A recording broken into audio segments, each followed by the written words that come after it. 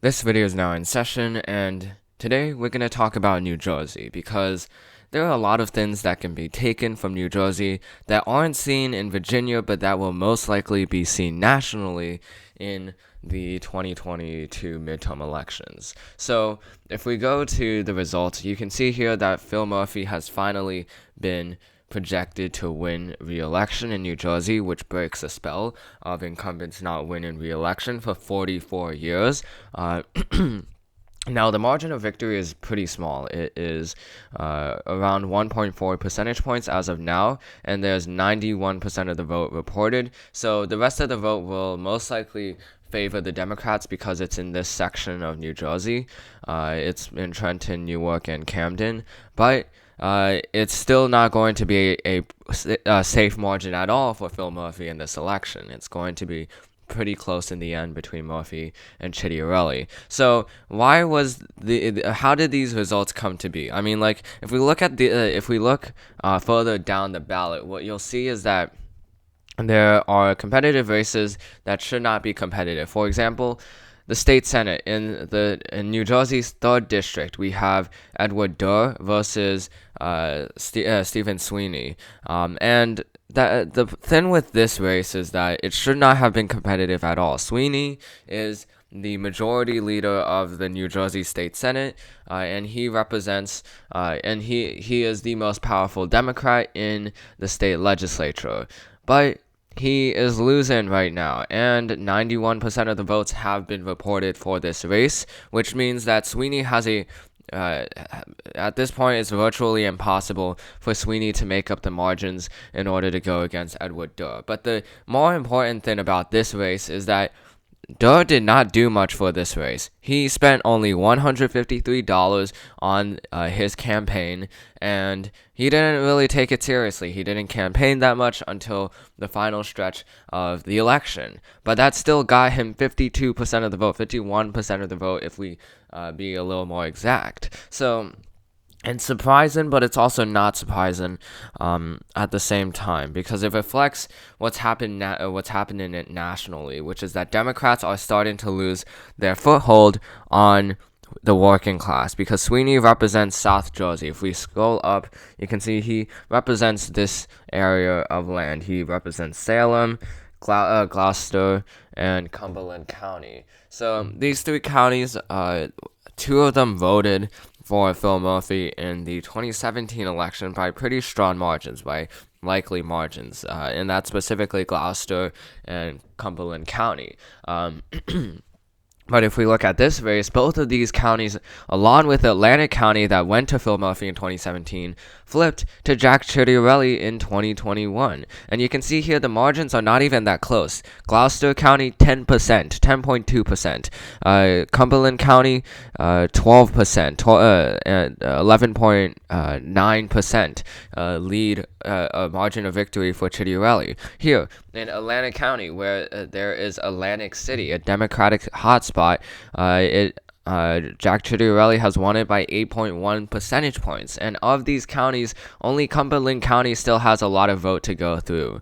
The other 2 counties, they have practically finished their tabulations, and so has Salem County, so has Cape May County, and so has a lot of these other Republican counties. So you can see that there's a flip happening in southern Jersey that is completely shattering the working class who voted for the Democrats in 2017, because what we're seeing here is that a lot of Southern Democrats have either shifted over to the Southern Republican Party or just not voting in this election, and that's because there are a lot of things that the National Democrats are not doing, and there are a lot of things that in this state, in New Jersey, Phil Murphy and the New Jersey Democrats are doing that are harming Southern Jerseyans. First of all, Southern Jersey does not really get that much respect in the New Jersey state legislature. They don't get much of a voice.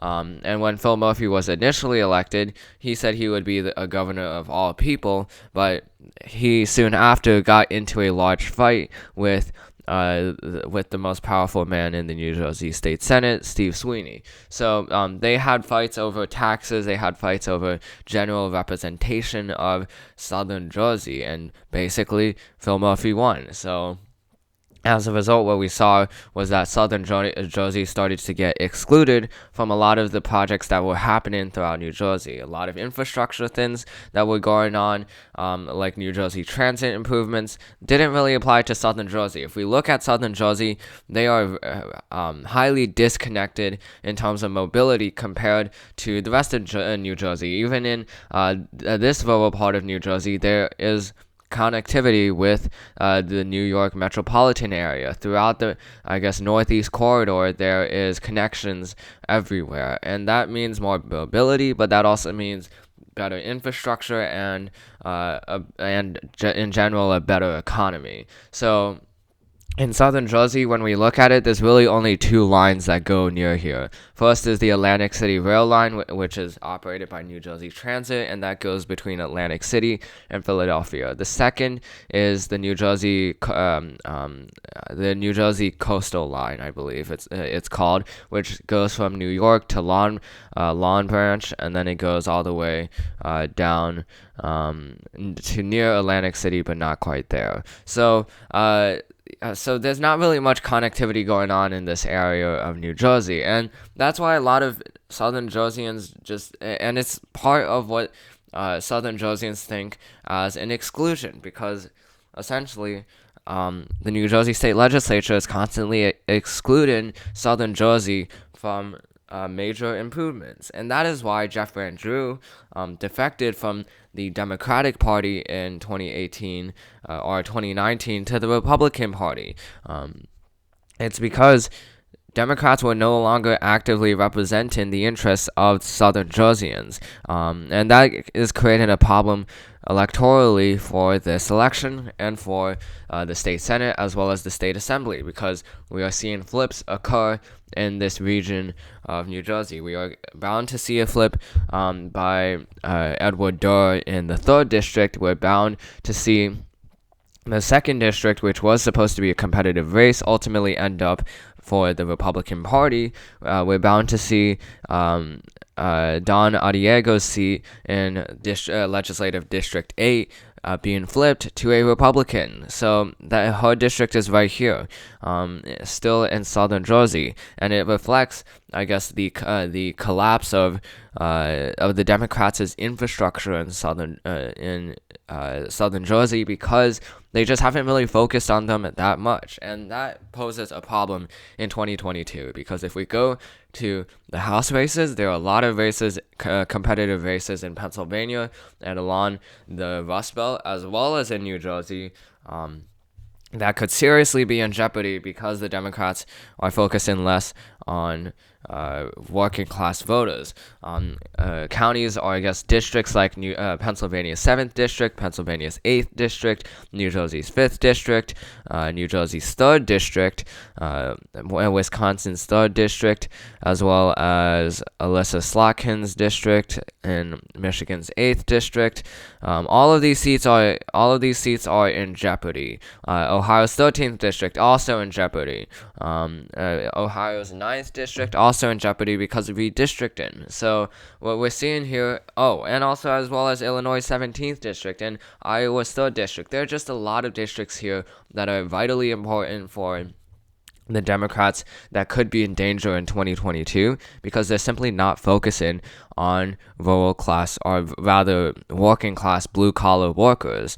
And there's some reason to that, which is that the Democrats want to transition over to relying on middle class voters, because middle class voters generally have higher levels of income and they can contribute more to what the Democrats want, especially electorally, because many of them reside in the Sun Belt in states like Texas, Arizona, and Florida, as well as Georgia. The problem is the Sun Belt is nowhere near ready to flip.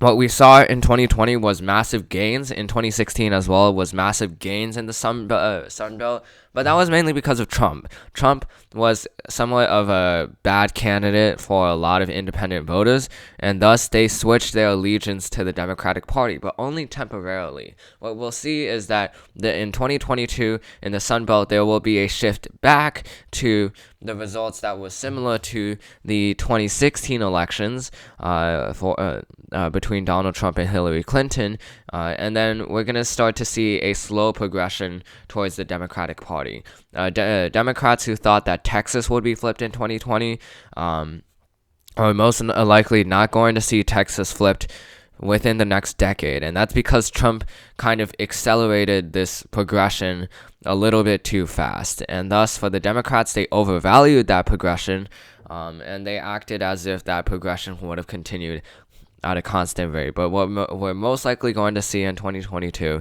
is that constant progression somewhat halt for a little bit of time, because Donald Trump was a special candidate and was different.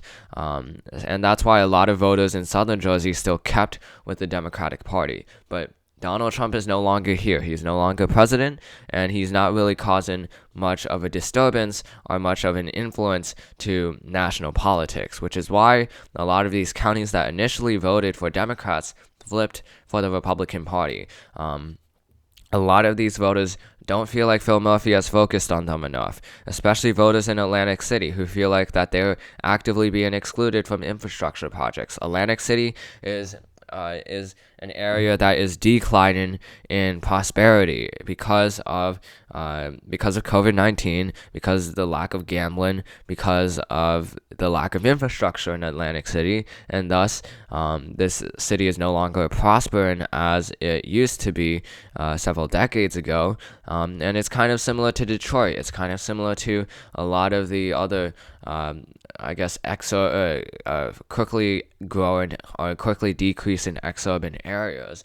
And that's going to be a problem for the Democrats in 2022, because simply said, it's not the Democrats, if it's too early for the Democrats to start gaining seats in states like Texas, Arizona, Florida, and New Mexico, or Georgia, as well as North Carolina. It's just simply a little bit too early, especially with redistricting. So they still have to focus on their more traditional competitive seats in the Rust Belt, but that's not what they're doing. And that's not going to be a good thing for the Democratic Party, because if they lose a lot of these competitive seats, that means a reduction of at least a dozen seats for the Democratic Party and an inevitable flip by the Republicans in the U.S. House. Now, that's just one side to this problem. The other side is property taxes. In New Jersey, property taxes are the highest in the nation, one of the highest in the nation, and it's been that way for some time now. Phil Murphy has only, promoted the property tax rates for the average New Jerseyan, and it has gotten to the point where New Jerseyans have said enough, we don't like it anymore. Now, New Jersey wasn't discussed much in the 2021 election prior to it. Pundits didn't really focus on it. They really focused on Virginia. But we said 2 videos ago, and not 2 videos ago, we said in 2 separate videos that New Jerseyans are definitely going to do something, are definitely going to make an influence in the 2021 election because of issues like property taxes and education. These issues that haven't been focused on the pundits are really large issues in New Jersey, because property taxes is like the core issue in New Jersey, because it's the highest it's ever been, and a lot of individuals don't like that. And then education, our education system in New Jersey is one of the highest ranked in the nation, and that's because of property taxes. But what we're seeing is a decline in infrastructure for education, and a decline for quality education, and thus a lot of individuals are not happy at Phil Murphy for not solving these issues, because education is one of the main reasons individuals move to New Jersey. They move to New Jersey to start a family and to have their children go through a top-notch education system. But with an education system that's declining, especially during COVID, a lot of individuals are questioning if if New Jersey's education system is actually that good. What we're seeing is that the boards of education, throughout the state have received less funding, and thus not enough improvements are being made to how students are taught. And this election is essentially a repudiation to that. Philadelphia's COVID response, some would say that's good, some would say that's bad, but that's all irrelevant now. We're kind of past that, and the fact that Philadelphia was still campaigning on that indicated that he didn't really have much to show. Because for education, for a lot of these more traditional issues that we saw prior to the 2016 elections, the Democrats simply ignored. And what they're doing at this point is just nationalizing races and making races an issue about the candidate rather than the policies. And that's not going to work for the Democratic Party, because if the Republicans focus on policies, then the Democrats are screwed, because the Democrats aren't doing anything, and they were elected to do something. They were elected to save the nation from the economic disaster of COVID-19. They elected Democrats in order to bring back the nation into full prosperity and into prior prosperity, and they haven't done that. They haven't done that at all, and they haven't, focused on what general Americans want. So if the Democrats keep treading on this path, then it's going to make them lose a lot of seats in the House in 2022. It's not just about doing the work, as we said in the last video, but it's also about doing work that benefits short-term issues that we're seeing, that benefits inflation and the global supply chain.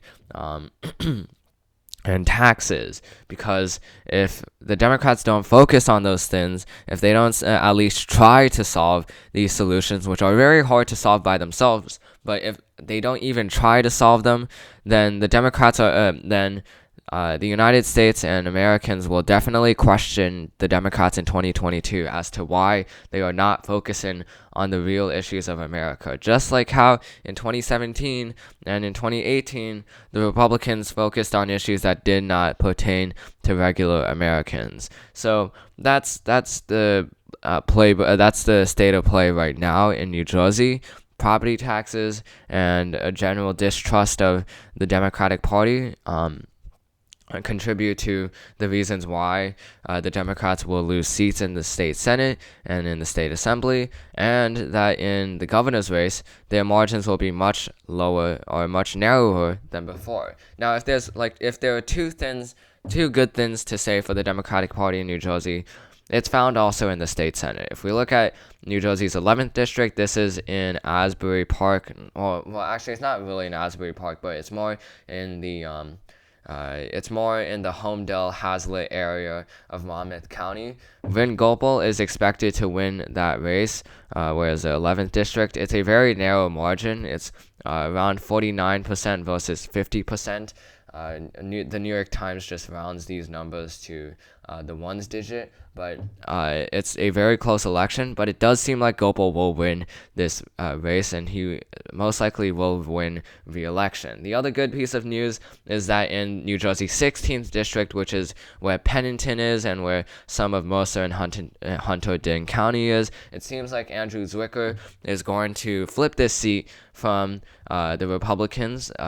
Kip Bateman is holding this seat currently, and he is retiring after this session. So Mike Pappas was the Republican candidate running against Andrew Zwicker, and it seems like that Zwicker, who currently is the assemblyman, an assemblyman from New Jersey's 16th district, it seems like he's going to flip this seat for the Democratic Party, which kind of, I guess, blunts the blowback scene in southern Jersey. But nonetheless, it does seem like that Republicans will flip at least one seat, or at least will have a net gain of one seat because of Adiego's seat in New Jersey's 8th district, and as well as Sweeney's seat in the 3rd district. So that's the end of this video. Hope you enjoyed it. This video is now adjourned, and I'll see you in the next one.